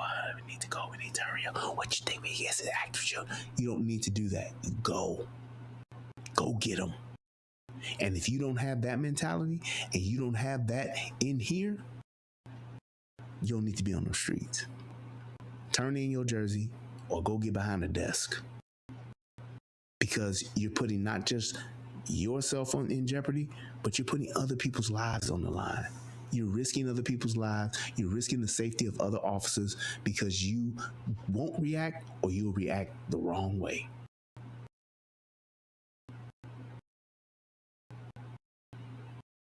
Just saying. You have to react, and you got to react fast. Go get them. That's just how this part goes. Just saying. So with that being said, I want to thank everybody for joining the show tonight. I'm glad I was able to do this. Thank you for everybody that donated. Please hit that Cash App, y'all. Y'all see the Cash App. It's in the description box. Hit that Cash App. Let me know your thoughts. Let me know if you guys got any questions about this. Like I said, I love talking about this kind of stuff and just getting the awareness out there, just so people can understand how this part goes and how it's supposed to be, so that we can actually do the right thing whenever it does happen. I pray that this don't happen, but I can tell you this. It's going to happen again. This is just a part of life. There's no gun law that can get rid of this. There's nothing that can stop this. This is the nature of humans. You have people that are not well mentally, and if you want to decrease this, talk to your local government, talk to your state government, talk to your federal government about providing mental health resources to where those people that are not having a good go at life, they have somewhere where they can go and get help. That's all I gotta say.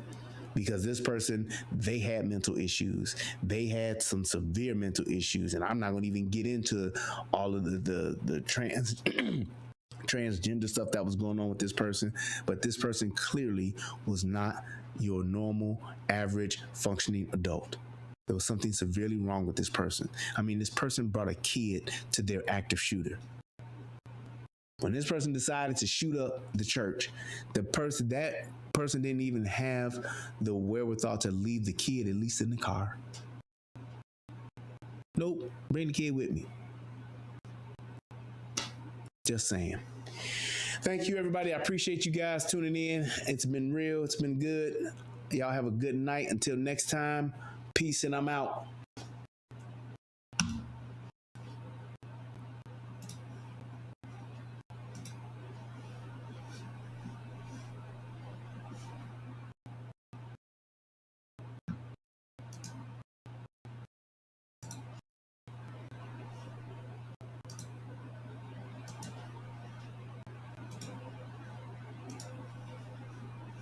And one more.